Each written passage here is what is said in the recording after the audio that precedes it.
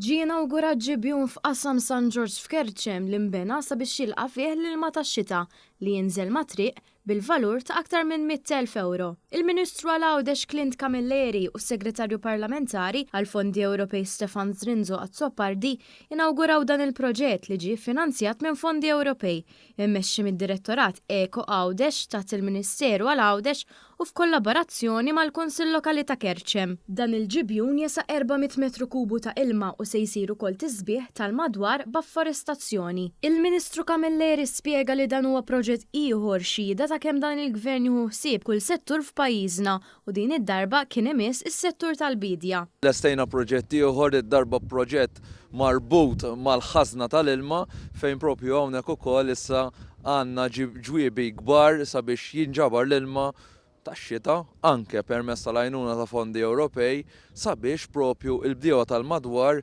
apparti issa li għandhom is-supply ta' New Water ser ikun hemm ukoll ħażna apposta għal runoff water. Is-Segretarju Parlamentari Stefan Zrinzo Azzopardi qal li permezz ta' fondi Ewropej qed isir investiment fil-bdiewa.